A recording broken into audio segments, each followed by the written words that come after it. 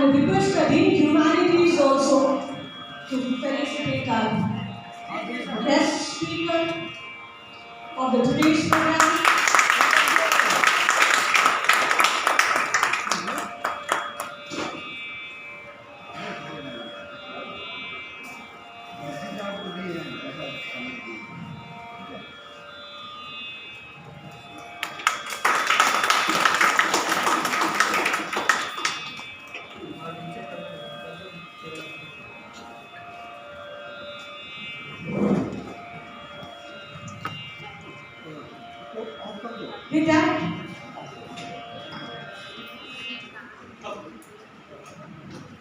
With that, we begin our today's program. Now, the present scenario we all know. Can we name any country, nation, state that is totally at peace and free from conflicts? Yes, the answer I know is always no. आपके पास अगर ये प्रश्न पूछा जाए तो आप जरूर कहेंगे नहीं. Yes, because each one we find is plagued by some sort of dissensions or radical movements. Yes, but again a general declaration. एक गिरावट जो हमें बहुत देखने को मिलती है वो that is very true. What is that? वो गिरावट हम देखते हैं नैतिकता में. वो गिरावट हम देखते हैं ज्ञान में. वो गिरावट हम देखते हैं सत्यता में. Yes, deterioration in morals, in knowledge, in truthfulness, against spiritual faculties with which each man is endowed with. But there is a way of hope. What is that? क्या है? That is history of every age, every generation has given us example of such heroic men and women who stood almost alone against this overwhelming pressure given to death. Such strength of character, such adherence, such truthfulness to laws of one's nature, to its author is possible only to pure of heart and to those who have trust completely on Him who created them. And one such example is Mahatma Gandhi. तो आज का हमारा जो lecture का topic है वो है वर्तमान चुनौतियों के आलोक में गांधी दर्शन के पास. और आप तो ये जानते हैं ये लेक्चर प्रोग्राम हम लोग क्यों ऑर्गेनाइज करते हैं. इसलिए to enrich our knowledge, आदान प्रदान हो, विचारों का इंटरैक्शंस हो. तो मैं चाहूंगी आपके मन में अगर कोई प्रश्न है तो सर से आप जरूर कीजिएगा. उनसे पहले मैं थोड़ा अपने विभागाध्यक्ष डिपार्टमेंट ऑफ फिलोसॉफी बुलाना चाहूंगी. स्वागत भाषण.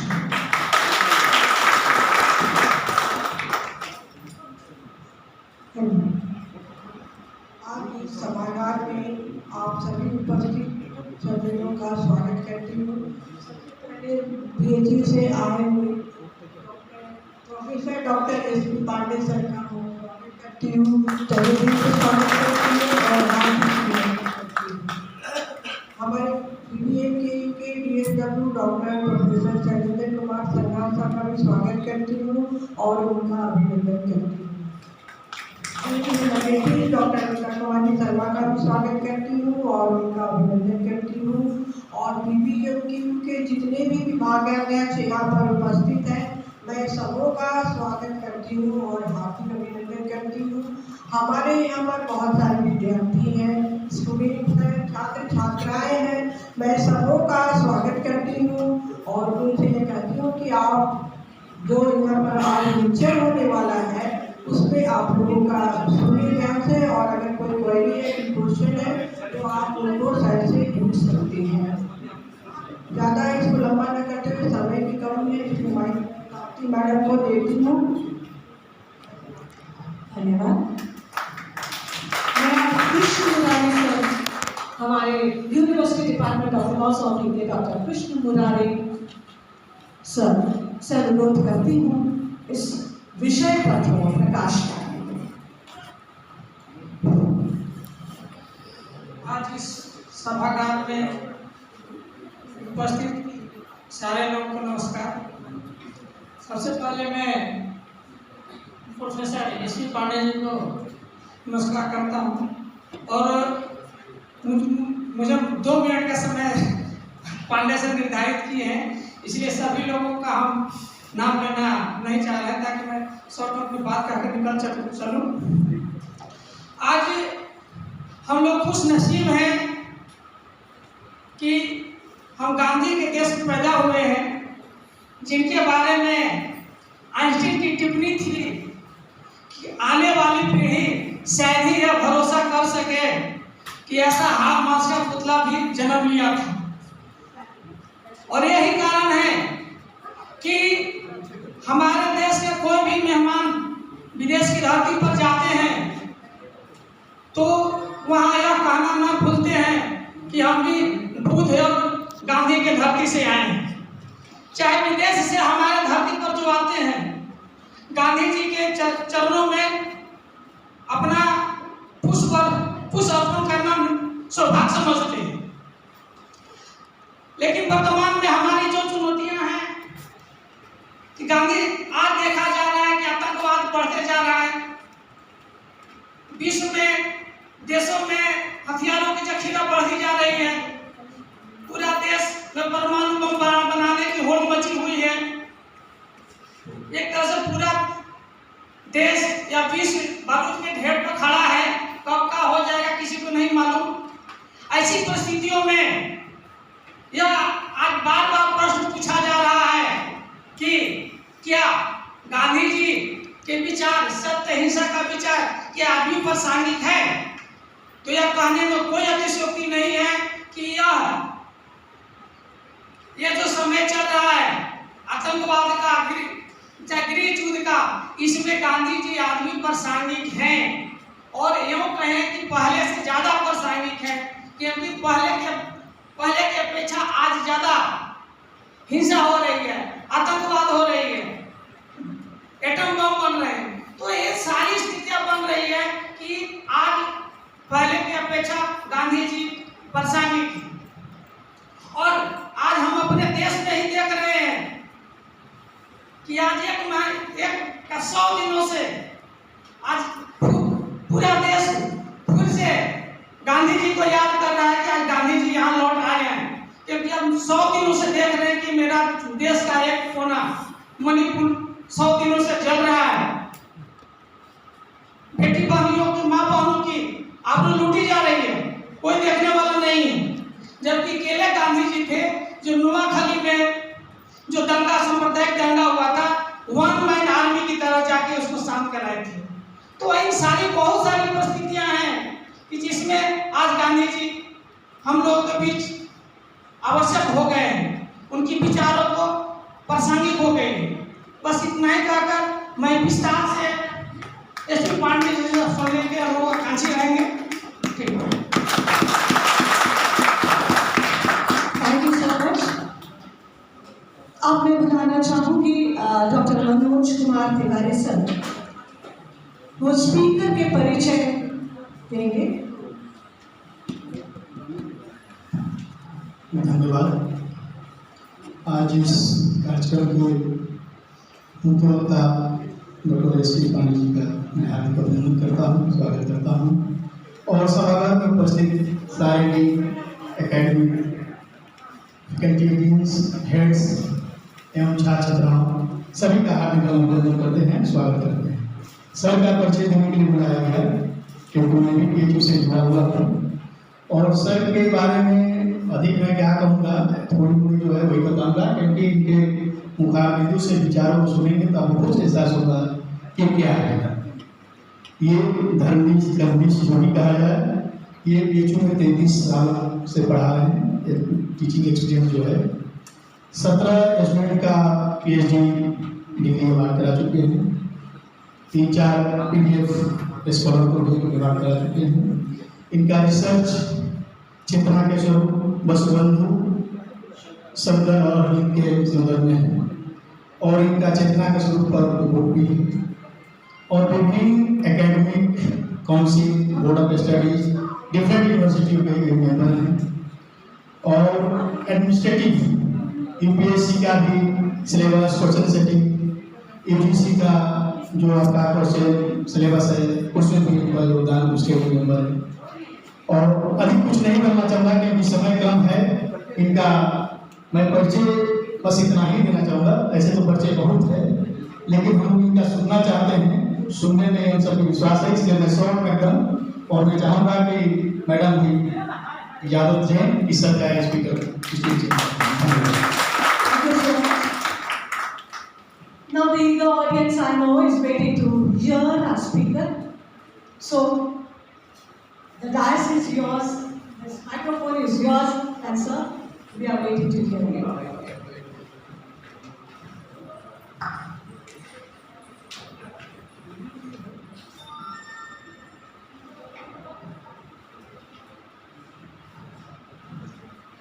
या देवी सर्वभूतेषु मातृरूपेण संस्थिता नमस्तस्यै नमस्तस्यै नमस्तस्यै। इस सभागार में उपस्थित थे हमारे अध्यापक भाई बहनों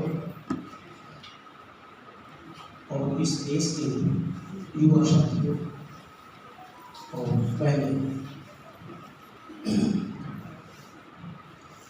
मैं आभारी हूँ इस विश्वविद्यालय का और प्रभु जी का कि आपने मुझे अपनी बात कहने का कुछ अवसर दिया है, और वह भी ऐसे व्यक्ति के बारे में और ऐसे समय में जब विचार के लिए या तो कुछ बचा ही नहीं है और या तो इतना बचा है जिस पर विचार ही नहीं किया गया है। मैं बहुत ज़्यादा न कह के मैं अपनी बात में शुरू करता हूँ। समय मुझे कितना मिला है ये मैं नहीं जानता।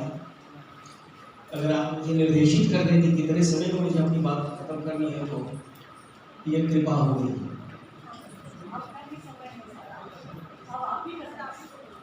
ठीक है,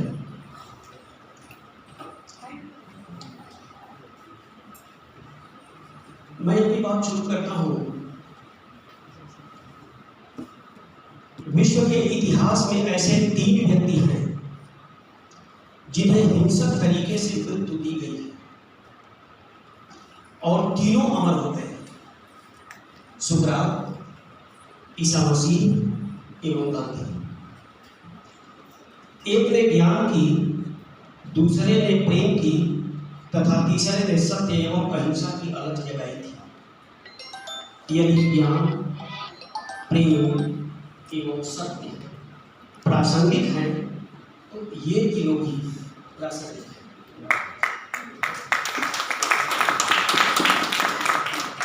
हिंदी साहित्य के मर्मज्ञ रामविलास शर्मा ने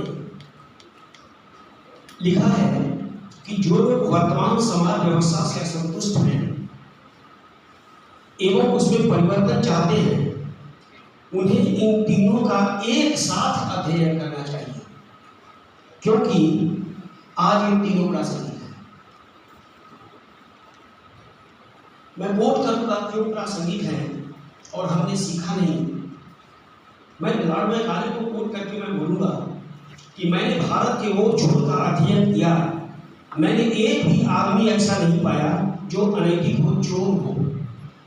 इस देश में मैंने ऐसी समृद्धि, ऐसे सक्षम व्यक्ति, ऐसी प्रतिभा देखी है कि मैं समझ सकता हूं कि इस देश को विजित करने के लिए इसके सांस्कृतिक एवं नैतिक मेरुदंड को तोड़ना होगा।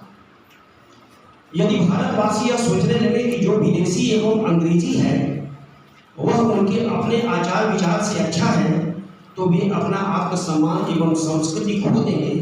वे एक पराधीन कौम बन जाएंगे जो हमारी चाहत है।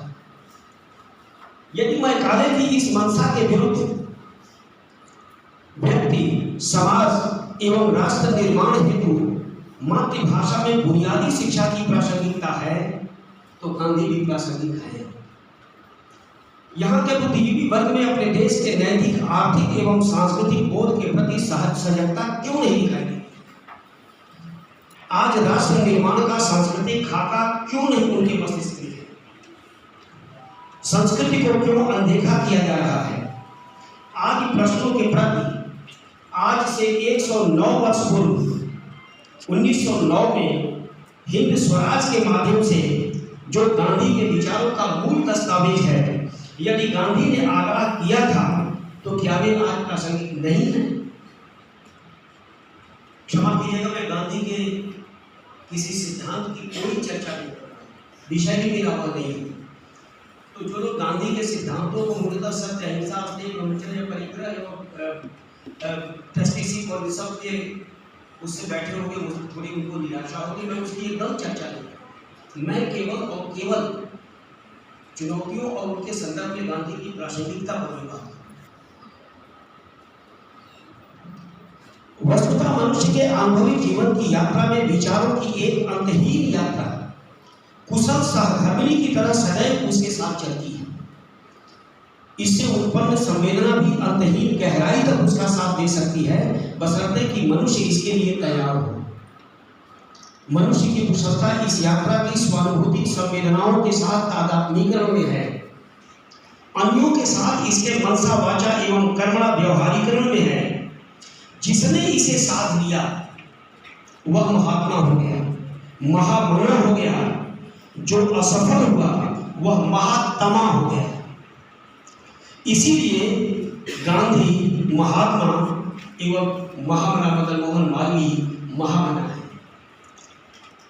किसी भी भूतकालीन विचारधारा की प्रासंगिकता का तात्पर्य अतीत के आईने से केवल वर्तमान का मूल्यांकन ही नहीं है, अपितु वर्तमान की अपेक्षा के अनुरूप अतीत की समीक्षा भी है।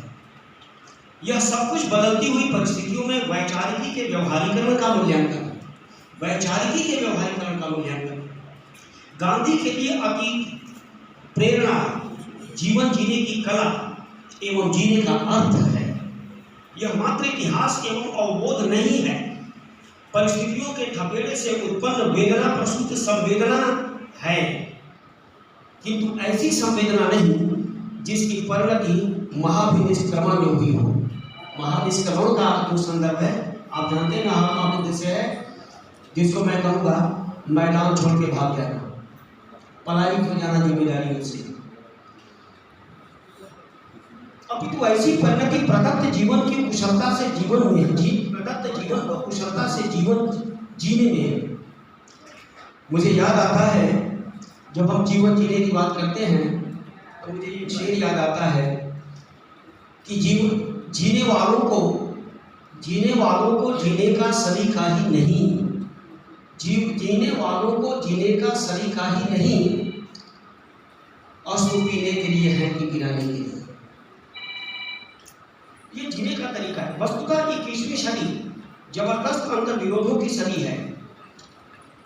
एक और विज्ञान एवं प्रौद्योगिकी की सहायता से कल्पनातीत समृद्धि एवं सुख साधनों के सपनों की सदी है, तो दूसरी वो दारू, गरीबी, भूख एवं विषमताओं के क्रूरतम यथार्थ की सदी है।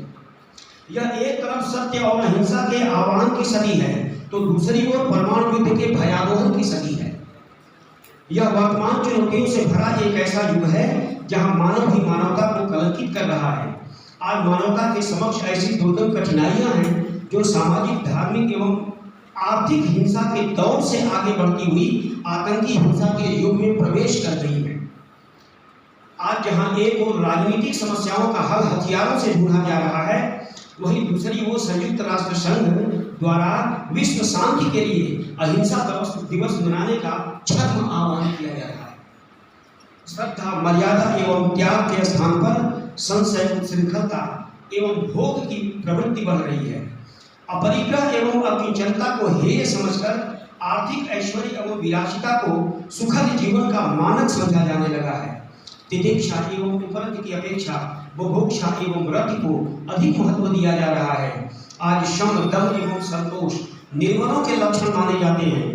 आज हम ईशावास्य मिलम सर्वम की जगह भूतावास्य मिलम सर्वम तेज त्यक्तेन भुंजिता की जगह तेज रक्तेन भुंजिता का पाठ पढ़ा रहे हैं। हम स्वयं नहीं जानते कि हमें क्या चाहिए। हमारे शांति का सुख, हमारे शांति के सुख का सरोवर सुख है। और हमारी स्थिति क्या है? मुझे हबीब याद आते हैं कि बेहतर दिनों की आस में बैठे हुए हबीब, बेहतर दिनों की आस में बैठे हुए हबीब, हम बेहतरीन दिन भी कमाते चले। ये हमारी स्थिति है। आज भी कंधमाल, नंदीग्राम, सिंगूर, गुजरात, महाराष्ट्र, कर्नाटक, मुजफ्फरनगर तथा मथुरा की घटनाएं हमें अतीत की ओर झांकने को विवश करती हैं। जहां परिवार में बच्चों को उपहार के रूप में अहिंसा का पाठ पढ़ाने वाले गांधी के 3 बंदरों की जगह रिवॉल्वर एवं बंदूक दिए जा रहे हैं, वहां बच्चों से हम किस संस्कार की अपेक्षा कर सकते हैं? यही कारण है कि आज भ्रष्टाचार, कदाचार, चोरी, बेईमानी, नशाखोरी, संबंधों में कटुता तथा बिखरती पारिवारिक विरासत एक कड़वे सच के रूप में हमारे सामने है।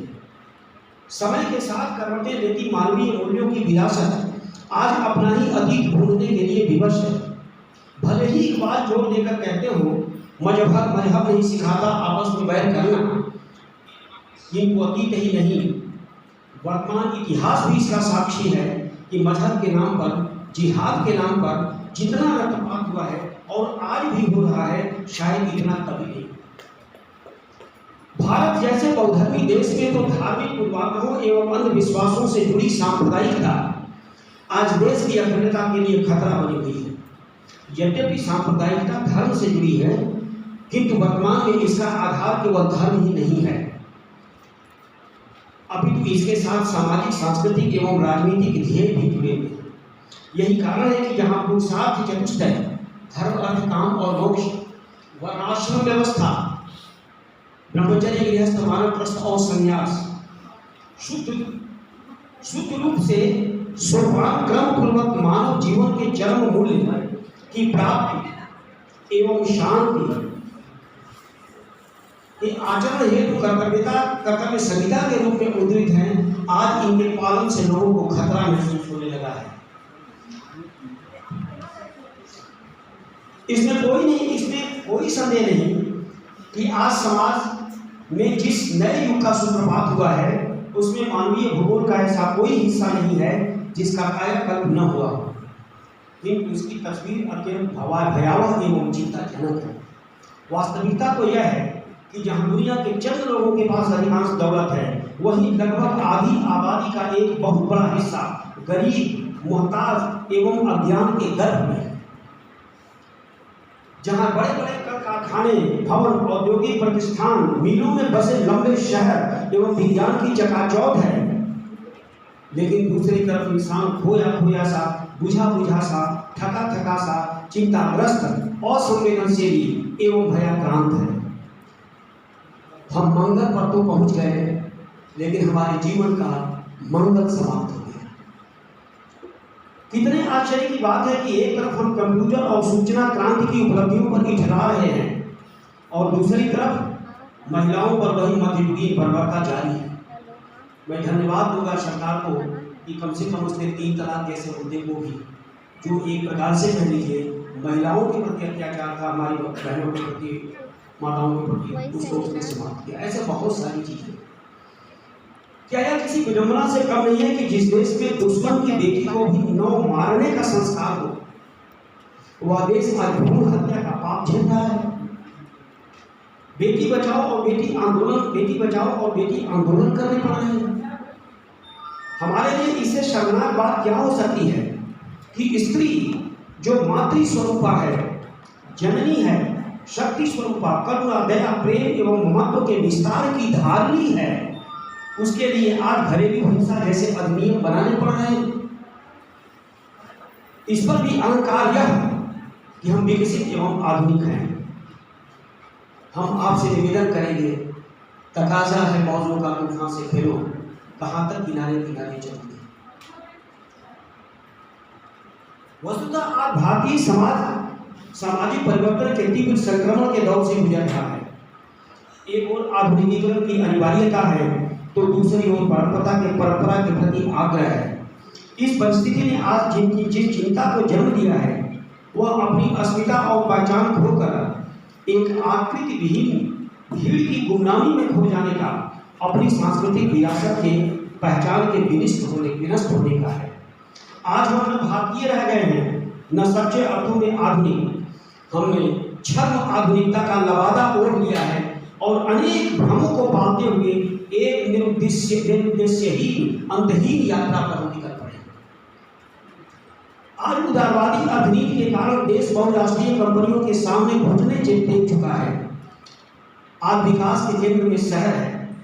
विगत 70 वर्षों में हमने गांवों से सब कुछ दिया है, लेकिन गांवों को कुछ नहीं दिया है। गांधी के अपरिग्रह की जगह काले धन का साम्राज्य छा गया है। फिर भी हमने अच्छा आर्थिक विकास किया है।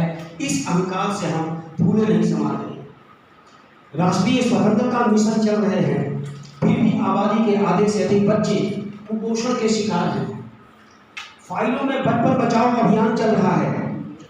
एक तरफ फाइलों में बचपन बचाओ अभियान चल रहा है और दूसरी तरफ कूड़े करकट के ढेर में करोड़ों मासूम बच्चे 2 वक्त की रोटी की तलाश कर रहे हैं। आज हर दूसरा बच्चा स्वास्थ्य, तीसरा प्राथमिक शिक्षा तथा चौथा स्वच्छ पेयजल की सुविधाओं से वंचित है।